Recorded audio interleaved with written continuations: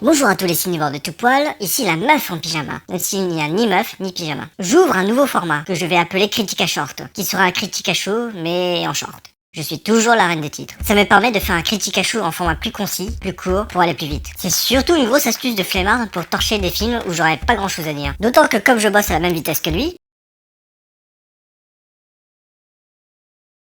Fun! On n'est pas sorti de l'auberge. Aujourd'hui, on va parler de Buzz Éclair, le ranger de l'espace le plus cool, le plus swag, le plus plastique de tout l'univers. Mais avant d'entamer la critique du film, autant commencer par résumer tous les Toy Story dont est issu le personnage. Toy Story 1, et si les jouets étaient vivants en l'absence de leur propriétaire? Toy Story 2, il est plus important de rendre un enfant heureux l'espace de quelques années que de finir dans une collection derrière une cage en verre pour l'éternité. Toy Story 3, le sourire d'un enfant est le plus important, peu importe le propriétaire. Le meilleur des trois pour moi, j'en ai même pleuré.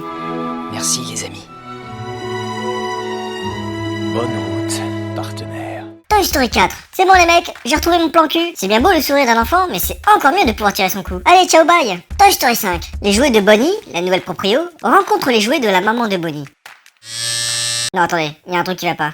Ah non pardon, ça c'est le hentai que j'ai téléchargé hier. Voilà pour le résumé de la saga Toy Story. Que vaut Buzz l'éclair, le film censé être sorti en 1995, qui a donné envie à Andy d'acheter le jouet Buzz l'éclair, comme nous le dit si bien l'intertitre en début de film. L'histoire du meilleur ranger de l'espace, trop badass, avec son équipe de badass, dans des aventures trop badass, où ils visiteront différentes planètes pour vivre des péripéties qui... Ah non, ça c'est le dessin animé. Donc Buzz Éclair, le film. L'histoire d'un ranger de l'espace médiocre qui s'échoue sur une planète avec toute une colonie humaine et qui testera un système de propulsion hyperespace sur près de 84 ans. On se plaint de la course-poursuite de 8 heures entre deux vaisseaux dans Star Wars 8, mais là, dans ce film, on bat des records. Oui, bon, dit comme ça, c'est pas très bandant, mais je vous rassure, c'est encore pire après. Passons à la partie sans spoiler.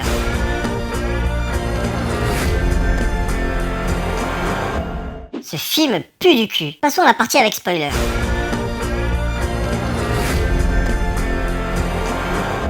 Spoiler, ce film pue du cul. Merci d'avoir suivi cette vidéo, n'hésitez pas à partager, liker, abonner, Bon, d'accord, je vais détailler plus ce film. Parce que quand je suis face à un gros tas de merde, j'aime l'étaler sur tous les murs. C'est une fucking catastrophe. C'est un film spin-off, / préquel, / reboot. Parce que oui, l'équipe de Pixar n'aimant pas le dessin animé Buzz Éclair, ils ont fait ce film pour retcon ses origines. Alors, je veux bien que vous ne voulez pas que le dessin animé soit canon, mais si c'était pour nous proposer cette daube, c'était vraiment pas la peine. D'autant que personne n'avait demandé ce film. Même avec le pire des Pixar, je passais quand même un moment pas trop désagréable. Mais là, on a atteint des profondeurs qu'il n'avait jamais atteintes. Déjà, l'histoire commence très mal. Buzz Éclair fait s'échouer un vaisseau contenant une colonie humaine sur une planète plutôt hostile. Leur cristal permettant le voyage hyperespace est cassé, donc ils doivent en construire un autre et le tester pour pouvoir quitter cette planète. Les mecs mettent 1 an pour mettre en place toute une infrastructure pour faire les réparations et s'adapter à la vie sur cette planète. Du coup, mission réussie pour la colonisation. Les humains exploitent les ressources de la planète, se sont adaptés, ont maîtrisé l'hostilité de la nature. Du coup on s'en bat les couilles de voyager ailleurs, non? C'est d'autant plus con quand on connaît la morale de fin. On va y revenir. L'intro se voulait émouvant en nous refaisant le même coup qu'Interstellar, avec cette histoire de dilatation temporelle, où à chaque fois que Buzz effectue un test dans l'espace, 4 ans s'écoulent sur la planète. Sauf que là où Lao était un bijou de storytelling concernant son intro, qui a réussi à me faire chier 2 fois, et ça c'était juste l'apéro, dans Buzz Éclair, ça ne marche pas. Parce que 1, c'était ultra prévisible, et 2, ces persos qu'on voit vieillir, j'en ai strictement rien à foutre. Le film sombre littéralement dans les clichés, les raccourcis et les facilités scénaristiques. 95% des péripéties que Buzz et son équipe de bras cassés vivent sont dues à leur seule connerie. Si on se débarrasse de ce perso, on se débarrasse de 50% des dangers qu'ils ont vécu. Ça signifie que Buzz a failli plus mourir à cause de son équipe qu'à cause du grand méchant Zurg. D'ailleurs, parlons-en du grand méchant, qui n'est absolument pas terrifiant et qui s'avère être Buzz l'éclair.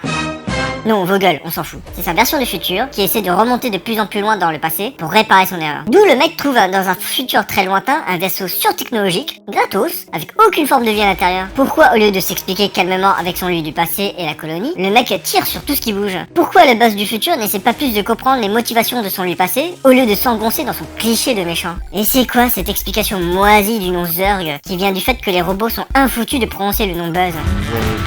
C'est ultra capillotracté pour rester dans les clous de l'histoire de Buzz Éclair, le film dans Toy Story, qui en plus fait mentir Toy Story 2. Vous avez tué mon père! Non, Buzz, je suis ton père. Ça sa morale de fin est toute pétée. Buzz, jeune, décide finalement que ça ne sert à rien d'essayer de quitter la planète, puisqu'en 84 ans, les humains ont mené une bonne vie et ont prospéré. Sans blague, connard. On l'a vu dès le début du film. On lui donne la chance de pouvoir monter une équipe de Rangers de l'espace, surentraînés, mais monsieur préfère son équipe de blaireaux qui ont failli le tuer à plusieurs reprises à cause de leur incompétence. Sur une morale et thématique similaires, ça fonctionne infiniment mieux dans le monde de Nemo, meilleur Pixar de mon avis personnel. Où Marin, le père de Nemo, hésite à faire confiance à son fils Nemo pour accomplir des choses à cause de son infirmité. Mais lui, ça se comprend. Il a été traumatisé par un barracuda qui a quasiment exterminé sa famille. D'ailleurs, si je le retrouve, ce fucking barracuda, je le transforme en sashimi. Et son manque de confiance envers son fils est plus dû à une projection de son insécurité, parce que Nemo, malgré son handicap, est capable de grandes choses. Allez, fais-moi confiance. Tu as raison.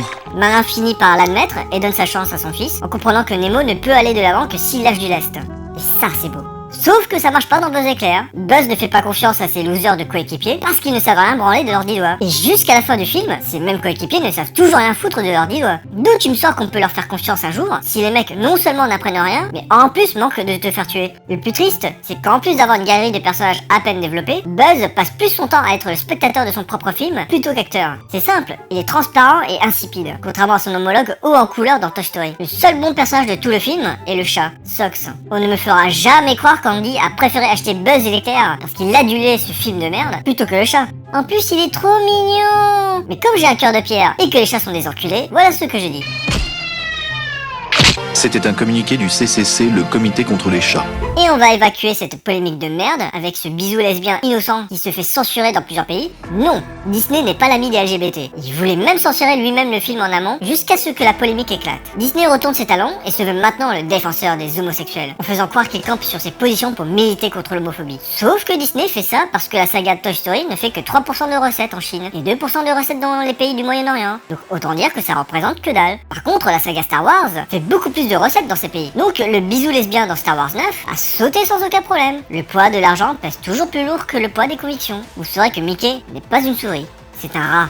Le film échoue à être drôle. Le film échoue à faire de bonnes scènes d'action. Le film échoue à proposer un scénario cohérent avec suffisamment d'intelligence pour proposer une grille de lecture à la fois pour les enfants mais aussi pour les adultes. Les enfants n'avaient pas l'air de s'enjailler dans la salle et mes neveux crevaient d'ennui. Il n'y a aucune vibe Pixar. Les émotions, grande spécialité de cette firme, sont quasi absentes ou mal gérées. Buzz Éclair joue très mal sur la nostalgie en donnant à peine un os à ronger pour les adultes qui ont grandi avec Toy Story. Il se prend trop grave au sérieux et est trop premier degré pour proposer un divertissement qui émerveillera les enfants. Les films d'antan proposer de belles aventures avec une morale bienveillante, alors que les films de maintenant jouent sans arrêt les moralisateurs en pensant de temps en temps à nous proposer une aventure même pas palpitante. Si cette terre de films nostalgiques dont je me plains sans arrêt a bien appris une chose, c'est que les anciens films dont ils sont issus avaient à cœur de nous faire rêver vers l'infini.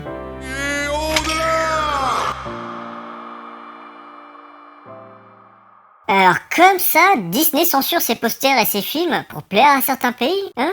Quoi? Qu'est-ce qu'il me veut, le nabo aux grandes oreilles? Hey, je déconnais! Tu ne parles pas comme ça! Moi aussi j'aime la Chine et Winnie l'ourson! Merci d'avoir suivi cette vidéo, n'hésitez pas à partager, liker, abonner, clocher, commenter. Plaquez-moi ça! Et je vous dis bisous et bonne bourre!